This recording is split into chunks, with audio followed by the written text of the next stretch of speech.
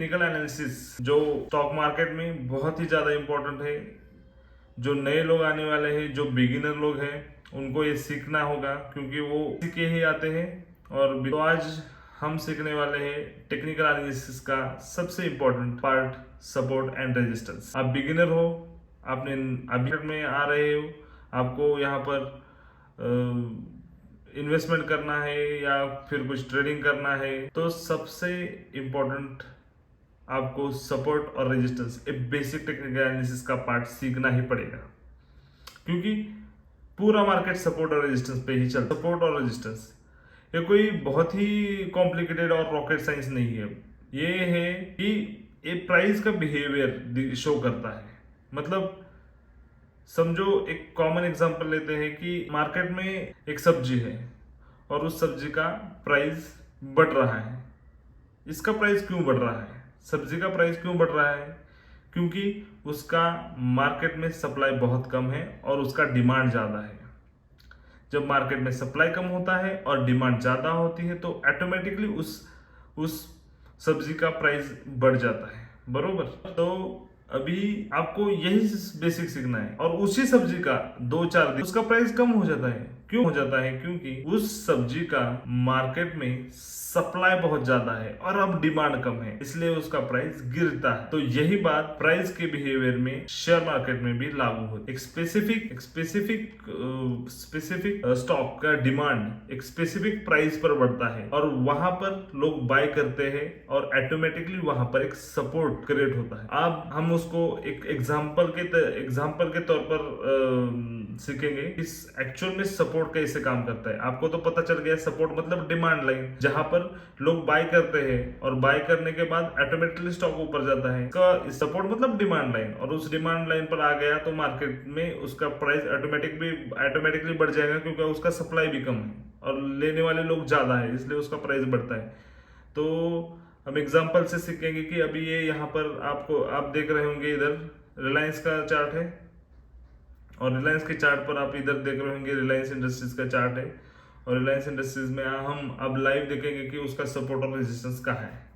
तो बेसिकली हमें क्या पता है इस सपोर्ट के बारे में कि एक स्पेसिफिक प्राइस पर लोग बाय करना पसंद करते हैं और उधर से प्राइस बढ़ जाता है क्योंकि उधर सप्लाई कम होती है, उसका डिमांड ज़्यादा होता है। ओके, तो आज हम देखेंगे रिलायंस इंडस्ट्रीज में क्या किधर सपोर्ट है।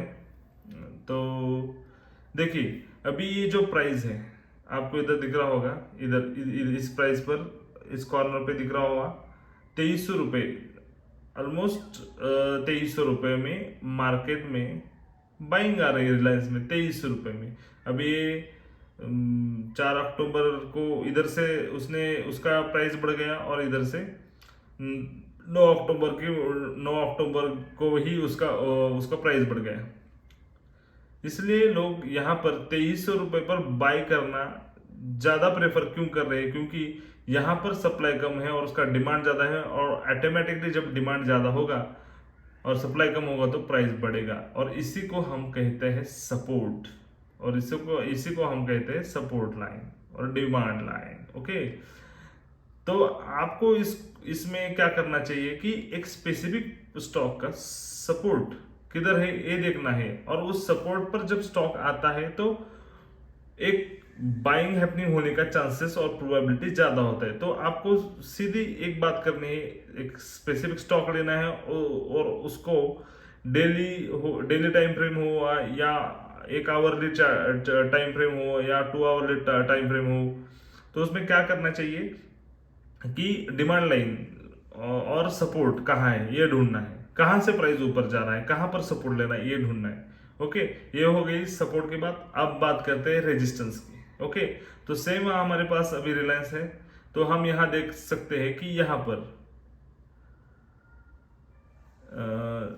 2360 2360 रुपीज पर जब स्टॉक जाता है तो नीचे आ रहा है, जब जाता है उधर से थोड़ा सा नीचे आ रहा है और जाएगा और इधर से नीचे आ गया। और ऐसा क्यों हो रहा है? क्योंकि यहाँ पर ऑलरेडी सप्लाई ज्यादा है और उसका डिमांड नहीं है। सप्लाई ज्यादा है, डिमांड कम है, इसलिए प्राइस ऑटोमेटिकली फॉल हो रहा है, स्टॉक सेल हो रहा है। डिमांड नहीं है, सप्लाई ज़्यादा है और इसलिए प्राइस ऑटोमेटिकली नीचे आ रहा है, सेल हो रहा है वहां से। यही इसी को कहते हैं हम रेजिस्टेंस। और आपको इसको कैसे यूज करना चाहिए कि जब एक स्पेसिफिक स्टॉक रेजिस्टेंस पर आए वहां पर उसका प्राइस का बिहेवियर देखना चाहिए कि उधर से प्राइस नीचे जा रहा है या रुक के ऊपर उस रेजिस्टेंस के ऊपर जाना चाहता है। इसलिए हम यहाँ पर एक रेजिस्टेंस को सेलिंग की अपॉर्चुनिटी के जैसा देख सकते हैं। मतलब ऐसा नहीं 100% वहां से रेजिस्टेंस ले लिया तो 100% पूरा नीचे ही जाएगा, ऐसा नहीं होता है। पर यहाँ पर एक प्रोबेबिलिटी बोल सकते हैं हम, प्रोबेबिलिटी है कि यहाँ से स्टॉक्स में सेलिंग आएगी, उसका प्राइस नीचे जाएगा। इसके लिए इस रेजिस्टेंस का हम ऐसे इस्तेमाल कर सकते हैं कि आपको वहां पर एक स्पेसिफिक स्टॉक उस रेजिस्टेंस पर गया है पर आपको उधर नहीं, आपको उधर बहुत महंगा लग रहा है, तो आप क्या कर सकते हैं कि उस रेजिस्टेंस से जब प्राइस नीचे आएगा तब एक स्पेसिफिक प्राइस सपोर्ट के यहाँ आप उसको बाय कर सकते हैं। ओके, तो आप अब यहाँ देख सकते हैं कि यहाँ पर रेजिस्टेंस था इसलिए प्राइस, रेजिस्टेंस था सप्लाई ज्यादा था इसलिए डिमांड कम हो गया और प्राइस सेल ऑफ हो गया, प्राइस सेल ऑफ हो गया। अब आप यहाँ पर क्या कर सकते हो कि यहाँ पर बाय मत कीजिए क्योंकि यहाँ पर ऑलरेडी सप्लाई ज्यादा है और इसलिए रेजिस्टेंस फेस कर रहा है, इसलिए आप यहाँ मत बाय करना। इसको आप ऐसे ले सकते हैं, इधर मत बाय करना।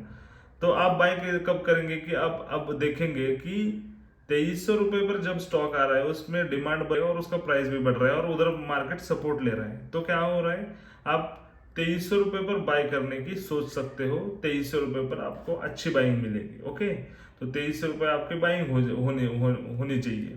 ओके, और आप रेजिस्टेंस को कैसे ले सकते हैं कि यहाँ पर आप स्टॉक्स अभी बाय नहीं करने की सोचना होगा क्योंकि यहाँ पे मार्केट में थोड़ा सा करेक्शन आ सकता है।